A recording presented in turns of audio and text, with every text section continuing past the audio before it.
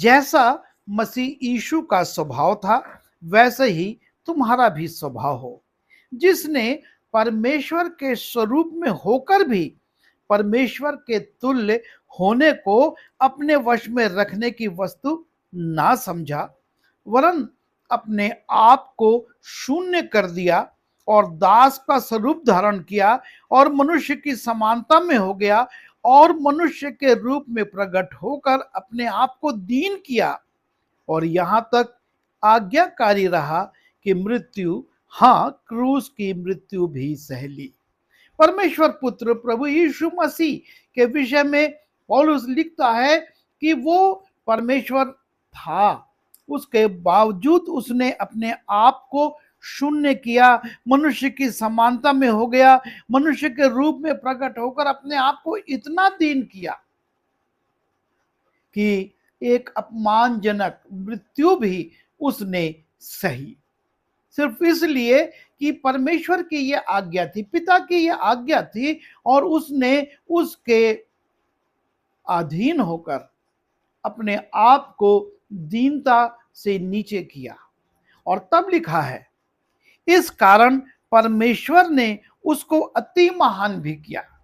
जब उसने अपने आप को इतना छोटा बनाया, इतना नीचे ले गया कि वो मनुष्य बने, मनुष्य की समानता धारण करे, मनुष्य के समान मृत्यु को वरण करे, परमेश्वर ने भी उसको अति महान किया और उसको वो नाम दिया जो सब नामों में श्रेष्ठ है। परमेश्वर भी उसको ऊपर उठाता है, परमेश्वर उसको महान करता है, श्रेष्ठ नाम देता है कि स्वर्ग में और पृथ्वी पर और जो कुछ पृथ्वी के नीचे है वे सब यीशु के नाम पर घुटना टेकें। तो इस प्रकार से अपने बेटे को शिरोमणि बनाता है कि अब पृथ्वी और स्वर्ग के सारे लोग उसके सामने घुटना टेकें और परमेश्वर पिता की महिमा के लिए हर एक जीव अंगीकार कर ले कि यीशु मसीह ही प्रभु है। हर जीव को यह अंगीकार करना पड़ेगा कि यीशु मसीह ही प्रभु है। ना सिर्फ यीशु मसीह ने इस प्रकार से अपनी दीनता प्रकट की, लेकिन हम देखते हैं जब वो इस पृथ्वी पर आया उसने राजा का महल नहीं चुना पर एक गौशाला चुनी जिसमें कि उसकी मां मरियम ने उसे जन्म दिया। उसके पास वो स्वयं कहता है कि लोमड़ियों के और पशुओं के सिर छुपाने के स्थान होते हैं, उनके पास मांदे होती है, खो होती हैं जिसमें वो छिपते हैं, लेकिन मनुष्य के पुत्र को अपना सिर धरने की भी जगह नहीं है। उसके पास वाहन के रूप में या यात्रा करने के लिए कोई पशु भी नहीं था, वो पैदल ही यात्रा करता था। और एक बार जब वो यरूशलेम में प्रवेश करने वाला था उसने जिस पशु का उपयोग किया वो भी मांगा हुआ था। अपने चेलों को उसने भेजा था और कहा था कि इस गधी और उसके बच्चे के मालिक से कहना कि प्रभु को इनका प्रयोजन है। और उस पशु पर वो बैठा। वो हमेशा पैदल चलता था और जब झील में जाता था तब भी लिखा है कि वो दूसरों की नाव से जाता था। जब उसको संदेश देना था उसने पतरस से निवेदन किया था कि मुझको अपनी नाव पर जगह दे और किनारे से थोड़ा दूर ले जा, और उस पर बैठकर उसने संदेश दिया था। उसने कभी कोई ऊंचा पद नहीं लिया, वो सामान्य जीवन जीता रहा। वो नम्रता से लोगों के बीच में जाता था, वो कभी मुख्य आसन नहीं लेता था और अपने चेलों को भी शिक्षा देता था कि जब तुमको कोई आमंत्रित करे सबसे नीचे स्थान को चुनना। उसने अपने शिष्यों के पांव भी धोए और अपने शिष्यों को एक शिक्षा दी। वहां पर भी उसने, जब हम यूहन्ना उसके 13वें अध्याय में जाते हैं, यीशु मसीह अपने शिष्यों से कहते हैं, तुम मुझे गुरु और प्रभु कहते हो और भला कहते हो क्योंकि मैं वही हूं। मैं गुरु हूं, प्रभु हूं। यदि मैंने प्रभु और गुरु होकर तुम्हारे पांव धोए तो तुम्हें भी एक दूसरे के पांव धोना चाहिए।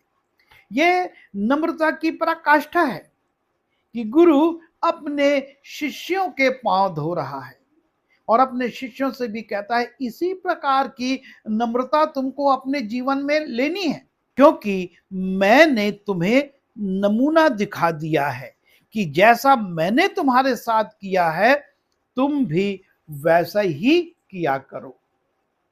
प्रभु यीशु मसीह ये चाहते हैं कि उसके चेले अगर ऊंचाइयों पर जाना चाहते हैं तो उनको पहले नम्र बनना होगा।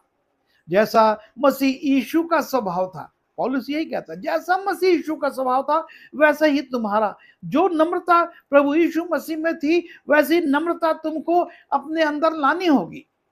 परमेश्वर यह चाहता है कि हम नम्र बने ताकि वो हमको शिरोमणि बनाए। और इसीलिए यीशु मसीह का भाई याकूब अपने पत्र में लिखता है, प्रभु के सामने दीन बनो तो वो तुम्हें शिरोमणि बनाएगा। आपको और मुझको यदि शिरोमणि बनना है तो हमको पहले दीन बनना होगा, हमको नम्र बनना होगा, नीचे और नीचे उतरना होगा, नम्रता से जैसा यीशु मसीह का स्वभाव था वैसा करना होगा। जब हम अय्यूब उसके 5वें अध्याय के 11वें पद को देखते हैं, इसी रीति से वो अर्थात परमेश्वर नम्र लोगों को ऊंचे स्थान पर बिठाता है। परमेश्वर नम्र लोगों को ऊंचे स्थान पर बिठाता है। अपने पुत्र को वो नाम दिया जो सब नामों से श्रेष्ठ है, जिसके सामने हर घुटना झुकेगा, हर जुबान जिसको प्रभु के रूप में स्वीकार करेगी। हम यदि शिरोमणि बनना चाहते हैं, हम यदि ऊंचाई पर जाना चाहते हैं तो हमको नम्र बनना होगा, हमको अपने आप को छोटा बनाना होगा, क्योंकि यीशु मसीह ने कहा जो अपने आप को छोटा बनाता है मैं उसको बड़ा कराऊंगा, वो स्वर्गीय राज में बड़ा होगा। और अय्यूब उसके 22वें अध्याय के 29वें पद में लिखा है, क्योंकि वो नम्र मनुष्य को बचाता है। हमारा प्रभु नम्र मनुष्य को बचाता है। हम अपने आप को देखें, वो नम्रता जो यीशु मसीह में थी यदि हमारे अंदर है तो प्रभु हमको भी शिरोमणि बनाएगा, हमको भी उठाएगा। हम नम्र बने ताकि प्रभु हमको शिरोमणि बनाए।